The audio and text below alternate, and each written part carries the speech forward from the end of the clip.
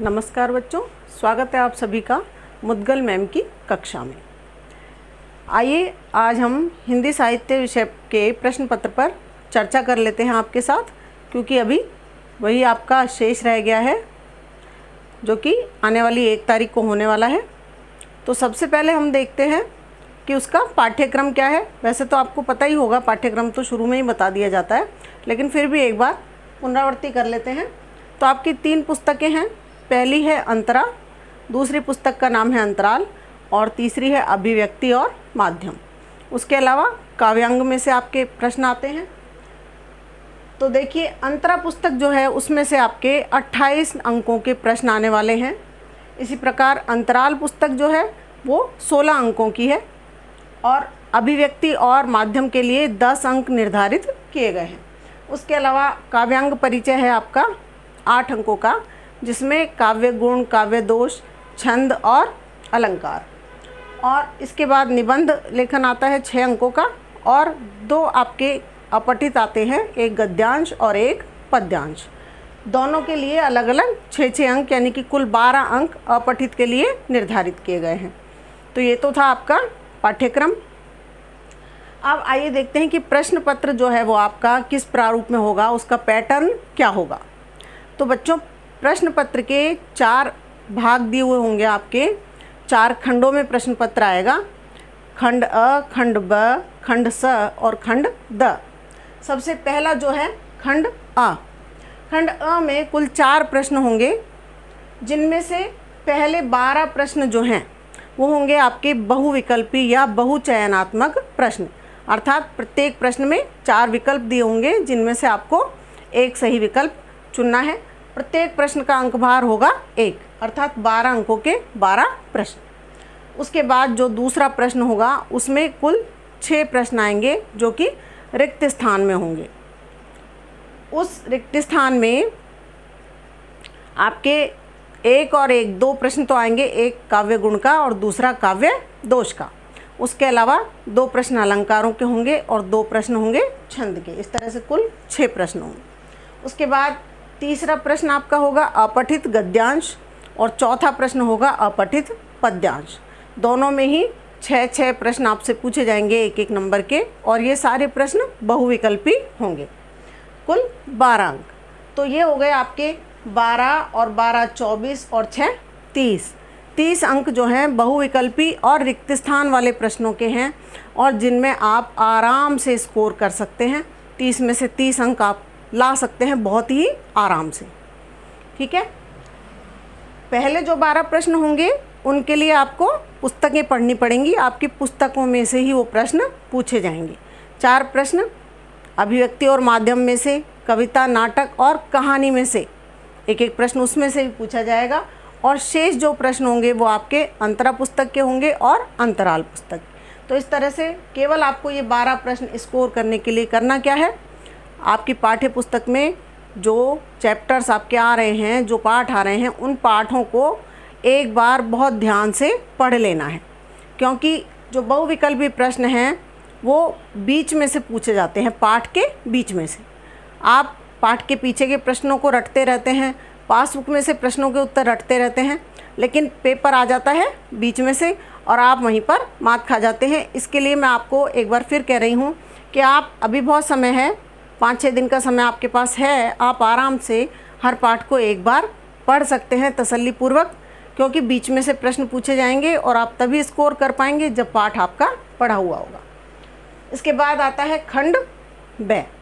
खंड ब जो है, इसमें कुल 12 प्रश्न पूछे जाएंगे आपसे, जो कि लघुत्तरात्मक होंगे सारे प्रश्न, और प्रत्येक प्रश्न 2 अंक का होगा। अर्थात इस पूरे खंड का अंक भार है 24। 12 प्रश्न 2-2 अंकों के। ठीक है। इसमें से 12 प्रश्नों में भी आपका डिवाइडेशन किया हुआ है कि किस में से कितने प्रश्न पूछे जाएंगे। तो 4 प्रश्न आपके अंतरा पुस्तक में से, तो वही आपको पाठ पढ़ना है, उसके बिना आप उत्तर नहीं दे पाएंगे। 4 अंतरा में से, 2 अंतराल में से। 2 प्रश्न आपके आएंगे, एक साहित्यिक कवि, किसी कवि का साहित्यिक परिचय, और दूसरा किसी लेखक का साहित्यिक परिचय। हो गए 8 प्रश्न। एक बड़ा प्रश्न आपका अलंकार का आएगा, 9 प्रश्न, और 3 प्रश्न आपके अभिव्यक्ति और माध्यम में से आएंगे। उसके बाद आ जाता है खंड से। तो इस दूसरे भाग में भी आप स्कोर तभी कर सकते हैं जब आप पाठ को ध्यान से पढ़ेंगे। ठीक है।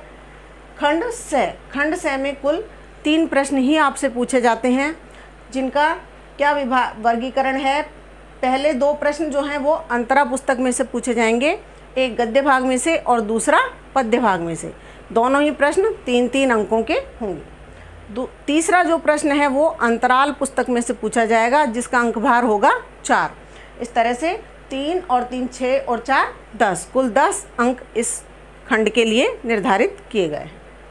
चौथा और अंतिम भाग जो है पेपर का, यानी कि खंड द, उसमें भी आपसे कुल 3 प्रश्न पूछे जाते हैं। 2 आपके व्याख्याएं होंगी, एक गद्य में से व्याख्या सप्रसंग व्याख्या और दूसरी पद्य भाग में से सप्रसंग व्याख्या। दोनों ही अंतरा पुस्तक में से पूछे जाएंगे। और तीसरा प्रश्न जो है वो खंड द का, वो होगा आपका निबंध लेखन, जो कि 6 अंकों का है। तो अब यहाँ तक का जो पेपर है वो तो आप खंड ए, खंड ब और खंड से पूरी तरह आपके पाठ्य पुस्तकों पर आधारित है। केवल हम इन 6 प्रश्नों को छोड़ दें और एक प्रश्न आपके यहाँ पर अलंकार का प्रश्न आएगा, उसको हम छोड़ देते हैं, तो बाकी सब पाठ्य पुस्तक पर आधारित है। तो इसलिए आपको अच्छा स्कोर करना है तो आप आज से ही पढ़ना शुरू कर दें और पुस्तक में जितने भी पाठ दिए गए हैं सभी को क्रम से ध्यानपूर्वक पढ़ें, क्योंकि पाठ के बीच में से ही प्रश्न आपका जो पेपर है वो आएगा। ये मैं आपको पहले भी बता चुकी हूँ, तो ये आपके लिए बहुत फ़ायदेमंद रहने वाला है। उसके अलावा यहाँ जो हम बात कर रहे हैं व्याख्या जो आपसे पूछी जाएंगी, तो आप क्या करते हैं कि जैसा उसमें व्याख्या जो भी गद्यांश आपको दिया गया है आप उसको ज्यों का त्यों व्याख्या में उतार देते हैं। तो बच्चों ऐसा बिल्कुल भी नहीं करना है आपको। सबसे पहले आप व्याख्या को 3 भागों में, हम देख रहे हैं कि यहाँ पर इसका भी अंक भार कितना है 10, यानी 5-5 नंबर की दोनों व्याख्या होंगी। 5 नंबर गद्य व्याख्या के लिए और 5 नंबर ही पद्यांश की व्याख्या के लिए। तो उस 5 अंक में से उसका वर्गीकरण इस प्रकार से होता है कि 5 अंक हैं आपके। तो ये जहाँ तक मैं समझ रही हूँ 1 अंक सब प्रसंग और आपका जो संदर्भ आप लिखेंगे, उसके अलावा 3 अंक व्याख्या के होंगे और शेष 1 अंक जो नीचे आप विशेष व्याख्या लिखते हैं, कला पक्ष भाव पक्ष लिखते हैं पद्य में और गद्य में विशेष व्याख्या लिखते हैं, उसके लिए निर्धारित है। तो हम इसी हिसाब से लिखेंगे तभी हमको ये पूरे अंक मिल पाएंगे। सबसे पहले प्रसंग और संदर्भ, आप अलग अलग नहीं लिख पा रहे हैं तो एक साथ ही संदर्भ एवं प्रसंग लिख के उसमें ही आप दोनों चीज़ें लिख सकते हैं, क्योंकि बच्चे क्या करते हैं संदर्भ को प्रसंग में लिख देते हैं और प्रसंग को संदर्भ में। इस तरह से मामला उल्टा हो जाता है और वहाँ पर आपको नंबर कट जाते हैं। तो इसके लिए आप क्या करें कि संदर्भ एवं प्रसंग लिखकर और उसी में ही आप लिख दें कि ये फलां हमारी पाठ्य पुस्तक के फलां पाठ से लिया गया है, इसके लेखक ये हैं और इसमें लेखक ने इस बारे में चर्चा की है। तो ये सब प्रसंग और संदर्भ दोनों एक साथ ही आ जाते हैं। उसके बाद आपको जो व्याख्या करनी है, तो व्याख्या में भी ये नहीं कि पूरा गद्यांश हमने जैसे का तैसा उतार दिया, उसको आप 1 बार 2 बार अच्छी तरह से पढ़िए। पढ़ने के बाद उसका जो सारांश निकल रहा है कि उसमें लेखक कहना क्या चाह रहा है, उस बात को हमको व्याख्या में विस्तारित रूप से लिखना है, अपने शब्दों में, अपनी अभिव्यक्ति होनी चाहिए, ऐसे के ऐसे लाइनें नहीं उतार देनी है। और उसके बाद 1 नंबर जो विशेष व्याख्या का है आपके, उसमें आपको ये ध्यान रखना है कि गद्यांश में कौन सी भाषा वहाँ पर कवि ने प्रयोग की है, किस भाषा में है वो गद्यांश, उसमें कुछ विशेष बिंदु, बीच में आपको कोई विशेष बात दिखाई देती है या किन्हीं मुहावरों का प्रयोग उसने किया है या किस प्रकार की भाषा का प्रयोग किया है, तत्सम प्रधान शब्दावली है या क्लिष्ट भाषा है या सरल भाषा है, सुबोध भाषा है, इस तरह से लिखना है। ऐसा नहीं कि आप हर एक में 2 लाइनें आपने रट ली कि सरल और सुबोध भाषा का प्रयोग किया गया, ऐसा नहीं। ये सही, हर एक की भाषा, हर लेखक की भाषा जो है वो सरल और सुबोध नहीं होती है। तो किसी की भाषा यदि कठिन है, क्लिष्ट है, तो उसे हम सरल कैसे लिख सकते हैं। तो आप ये मान कर चलिए कि जो भी आप मार्क्स आप अपने ऑब्टेन करेंगे, प्राप्त करेंगे, वो जब आप बिल्कुल सही लिख कर आएंगे तभी मार्क्स आपको अंक प्राप्त हो पाएंगे, अन्यथा नहीं।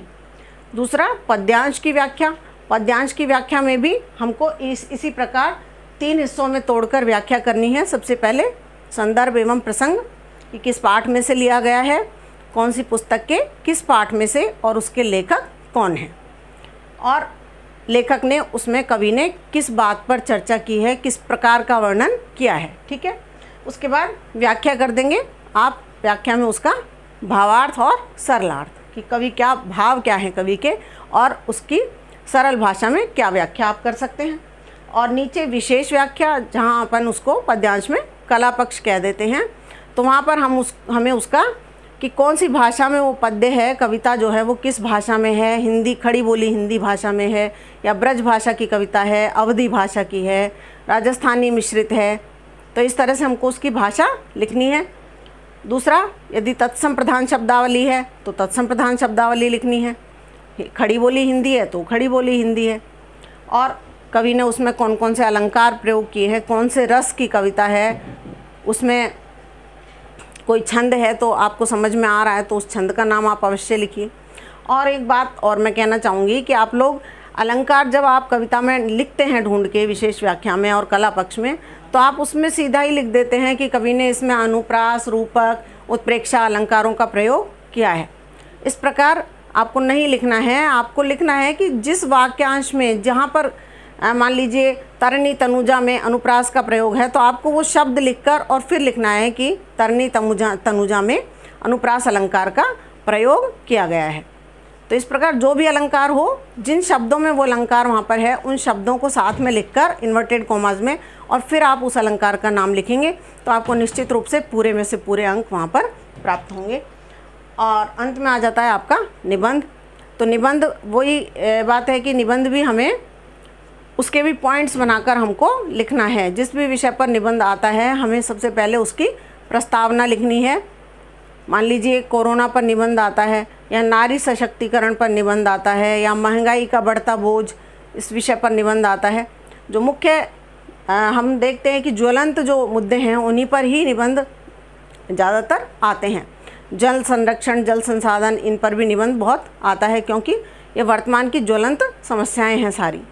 तो हम सबसे पहले प्रस्तावना लिखेंगे कि उस जिस भी विषय पर हमें निबंध लिखना है कि हम उसके बारे में क्या जानते हैं, मेन बातें हमें उसकी प्रस्तावना लिखनी है। उसके बाद लिखना है कि यह क्या है, क्यों है, और इसके क्या कारण हो सकते हैं, और निवारण क्या हो सकते हैं, और अंत में उपसंहार कि हम शुरू से अंत तक कहना क्या चाहते हैं। 4 या 5 लाइनों में सारगर्भित उपसंहार हमको उसका लिखना है। तो ये था आपका प्रश्न पत्र।